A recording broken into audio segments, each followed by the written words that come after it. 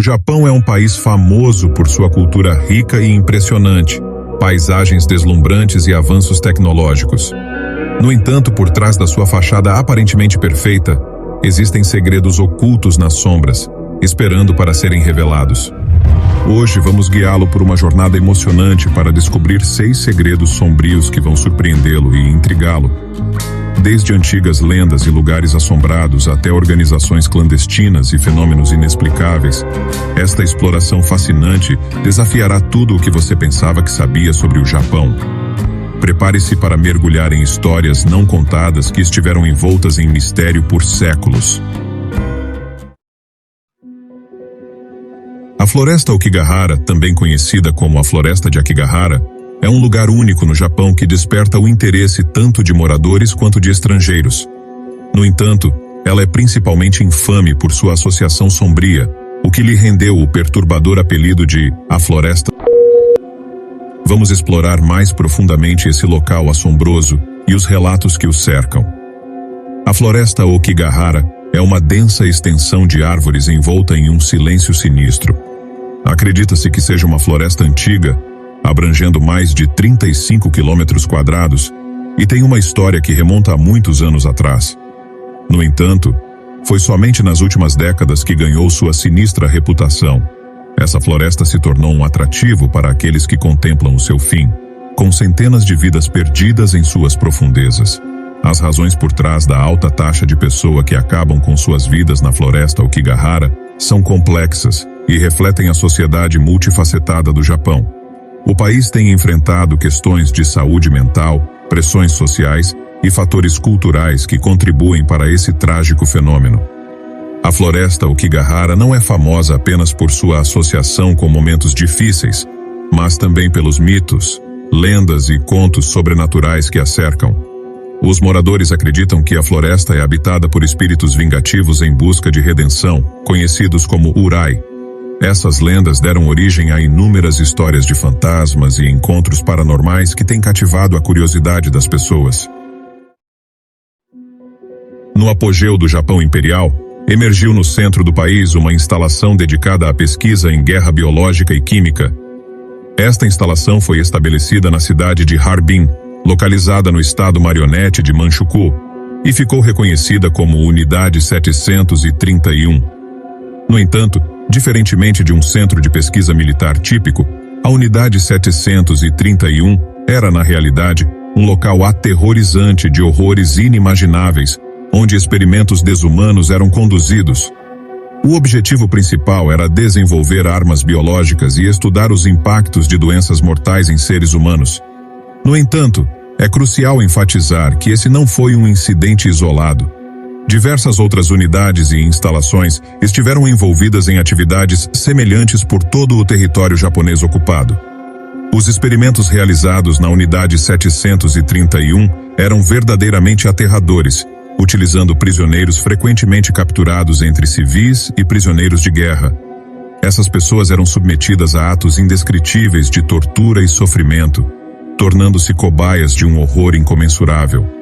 Doenças como a peste, o antraz e a cólera eram deliberadamente inoculadas nesses prisioneiros, enquanto também eram submetidos a experimentos de congelamento e até mesmo testes de armas biológicas. As pesquisas conduzidas na Unidade 731 não se restringiam à guerra biológica. Incluíam também experimentos em áreas como manipulação fisiológica, procedimentos cirúrgicos sem anestesia e até mesmo casos de gravidez forçada e subsequente dissecção. Esses atos de barbárie eram motivados por uma busca distorcida por conhecimento, com pouca consideração pelas vidas que foram irrevogavelmente destroçadas. Você pode estar se perguntando como tais atrocidades puderam permanecer ocultas por tanto tempo. A verdade é que a existência da Unidade 731 permaneceu um segredo bem guardado por muitos anos. Após a rendição do Japão em 1945, os Estados Unidos chegaram a um acordo com os líderes da Unidade 731. Em troca dos dados de pesquisa, foi concedida a imunidade de ação penal aos cientistas envolvidos nesse perturbador empreendimento. Essa colaboração auxiliou os Estados Unidos a obter acesso a informações valiosas, enquanto deixava as vítimas da Unidade 731 sem justiça. O legado sombrio da Unidade 731 ainda ressoa na memória coletiva do Japão e nos corações das vítimas que sofreram dentro de suas instalações. A Yakuza, também conhecida como a máfia japonesa, possui uma história longa e complexa, cujas origens remontam a séculos atrás. Ela se desenvolveu a partir das atividades iniciais de jogos, casas de apostas e guildas mercantis, transformando-se em um poderoso sindicato criminoso ao longo do tempo. Uma característica marcante da Yakuza é a presença de elaboradas tatuagens conhecidas como uruzumi. Esses intrincados desenhos não apenas representam identidades pessoais e pertencimento a clãs, mas também atuam como um símbolo visível de lealdade à organização. A estrutura da Yakuza se assemelha à de uma família, com códigos de conduta rigorosos e uma hierarquia bem definida. Relações baseadas em lealdade e respeito desempenham um papel primordial nesse contexto. Os membros da Yakuza frequentemente consideram seu oyabun, ou chefe, como uma figura paternal. Essa estrutura permite que eles mantenham controle sobre diversas atividades ilegais da Yakuza, cuja influência se estende por todo o Japão.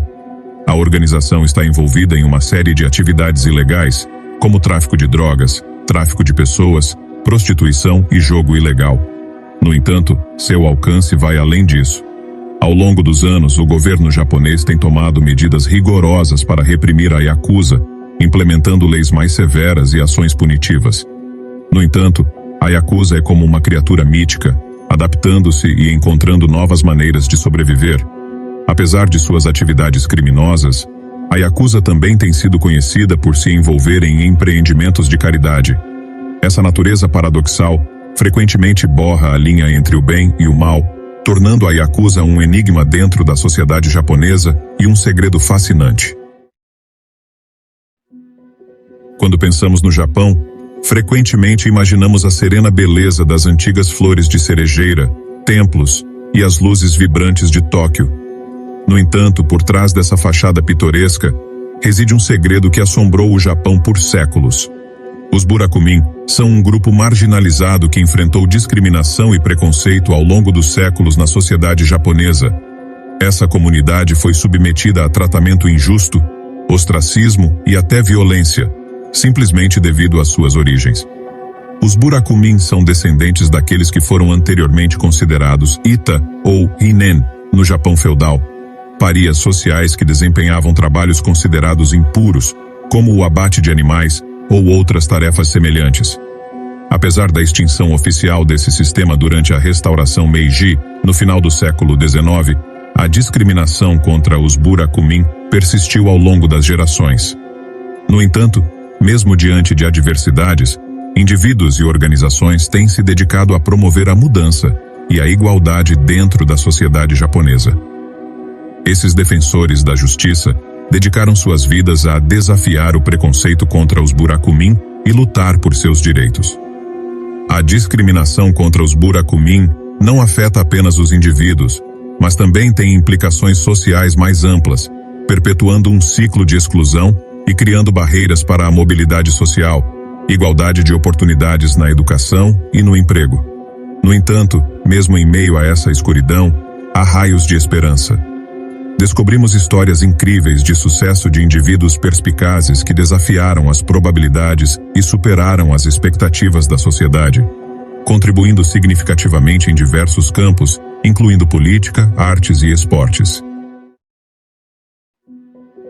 Em uma pequena cidade costeira no Japão, cercada por paisagens serenas e belas paisagens marinhas, parece um lugar tirado de um cartão postal. No entanto, por trás dessa fachada pitoresca, há uma assombração bem-vinda, a maldição de Atsushi.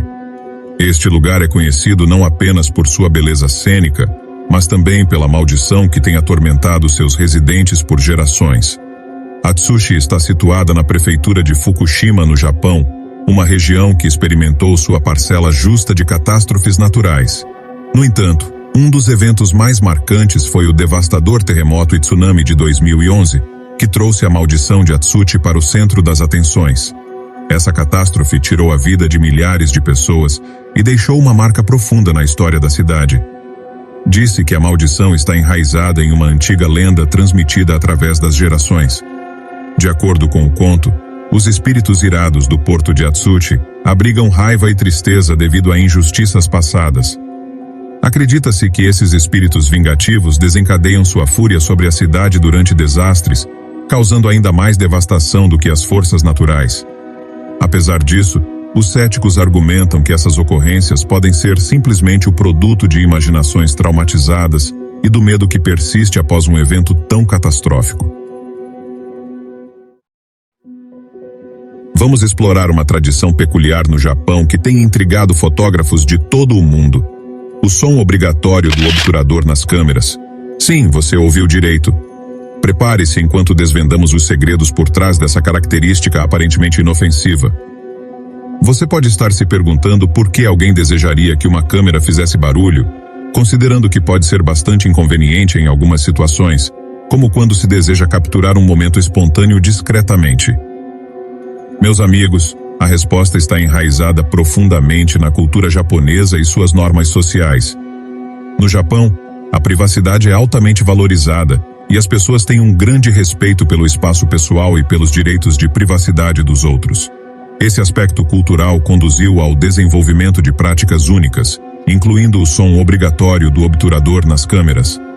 Essa característica serve como uma forma de desencorajar fotografias inadequadas e proteger a privacidade das pessoas. No entanto, há mais para essa história. O som do obturador não é apenas uma questão cultural. É, na verdade, uma exigência legal. Em 2005, o governo japonês introduziu uma lei que tornou obrigatório que os fabricantes de câmeras incluíssem um som sonoro do obturador em todos os dispositivos. O objetivo era combater práticas problemáticas, como o upskirting e o voyeurismo, que estavam se tornando cada vez mais preocupantes. Infelizmente, o Japão testemunhou incidentes de câmeras escondidas e fotografia ilícita, o que compreensivelmente alarmou o público. O requisito do som do obturador foi uma resposta a essas preocupações, visando proporcionar um sentido de segurança às pessoas. Essa legislação foi uma medida audaciosa para proteger a privacidade pessoal e restaurar a confiança nos espaços públicos. Agora você pode estar pensando: as pessoas não poderiam simplesmente silenciar a câmera ou usar o modo silencioso? Bem, a lei também cobre essa possibilidade. O governo japonês determinou que as câmeras vendidas dentro do país não devem ter a opção de silenciar o som do obturador ou desativá-lo completamente. Isso garante que o som do obturador permaneça uma parte integral da experiência fotográfica. No entanto, é importante observar que esse requisito se aplica apenas às câmeras vendidas no Japão. Câmeras fabricadas para os mercados internacionais frequentemente oferecem a opção de silenciar o som do obturador. Portanto, se você estiver planejando visitar o Japão ou capturar algumas fotos incríveis de suas belas paisagens, certifique-se de verificar se a sua câmera está de acordo com as regulamentações locais. Embora o som obrigatório do obturador possa parecer um inconveniente para alguns, ele serve como um lembrete das diferenças culturais que existem ao redor do mundo. O que você pensa sobre esses segredos obscuros? Você está surpreso com isso? Talvez você tenha alguns segredos sombrios para nos contar. Comente aqui embaixo